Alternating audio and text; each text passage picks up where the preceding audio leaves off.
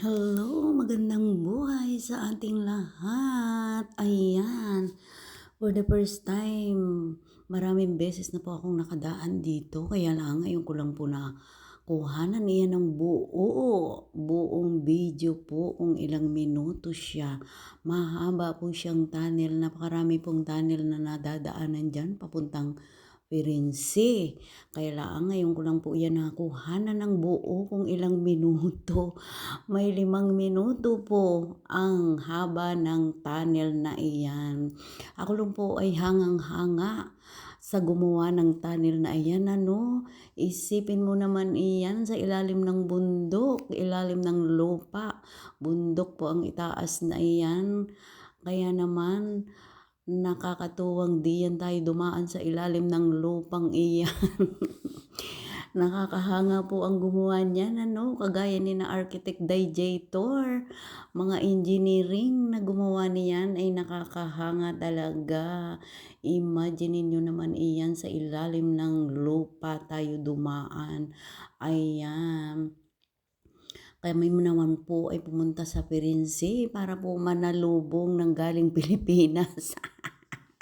Alam mo naman tayo, yung mga nandito sa ibang bansa, pagka may kamag-anak na galing Pilipinas, ay tayo ay sabik na makatikim ng galing Pilipinas na mga pagkain. O di ba ang mga bata ay naku, kahit 1 piraso o 2 piraso ay sobra ng pasasalamat basta may masalubong tayo at syempre may kasamang huntahan.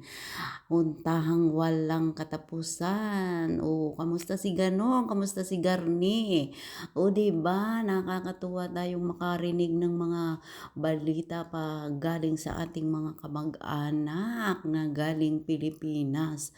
O, ayan, mag-enjoy po sana kayo at huwag kayong malula sa video kong ito at natuwa lang po ako at nakuhanan ko ng buong video iyan. Ay maraming beses na pong nakadaan diyan ay ngayon ko laang na kuhanan iyan ng buong video. O di ba paulit-ulit ang lola nyo? O di ba? Ayan, hindi ko po nabilang kung ilang tunnel po ang daanan po namin diyan. May maigsi, may pinakamaigsi at may medyo mahaba, pero ito ang pinakamahaba yata ang daanan namin. Kaya naman, nakuhanan ko ng video siya ng buong buo at hindi pinutol.